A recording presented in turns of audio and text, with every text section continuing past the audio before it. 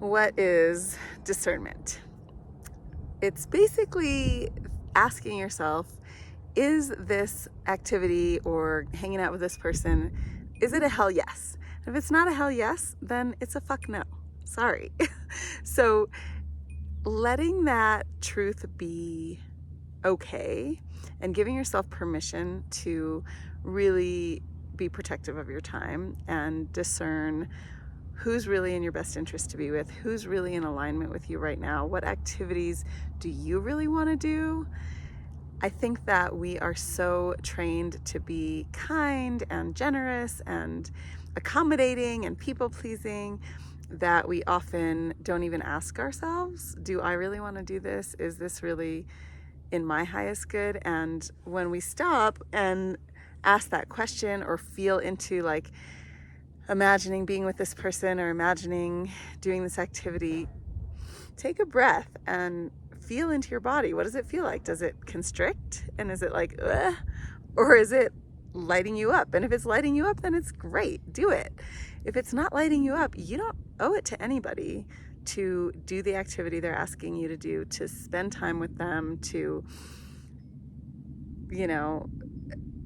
people please in general. It's basically out of fear that you might have that impulse to do that, fear that someone is going to be mad at you, or that you're being rude, or that you're, just not doing the right thing. And it's probably an old habit that you have if that's just what you've always done, to accommodate and take care of other people and do what they want you to do.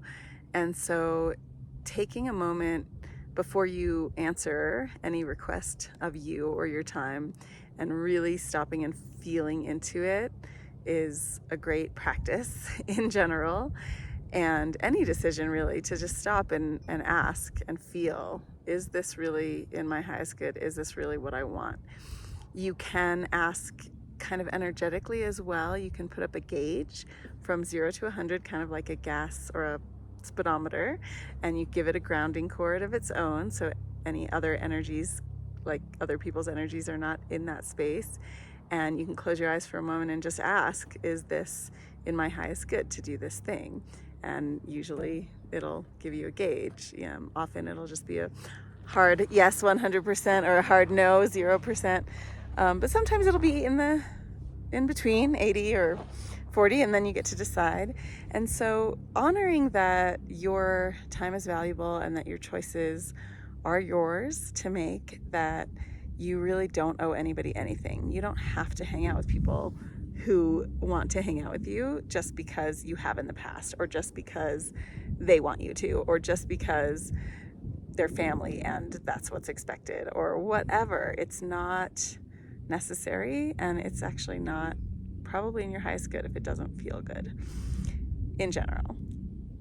So I would like to give you permission. I would like you to give yourself permission to really allow no as a complete sentence, no as a self-protective, self-honoring gift that can bring you more peace and more space to do the things that actually feel good to you. And there are so many of us, I think, that are so practiced in caretaking or accommodating that we might not even know what we want to do with our time. So if that's true for you, then I invite you also to take a moment and breathe and ask that question. What sounds like fun? What is a hell yes? What do I want to do?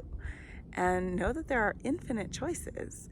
And so if you are settling in any way for anything, you are wasting your time to some degree, because there are really, really, really cool things to do out there.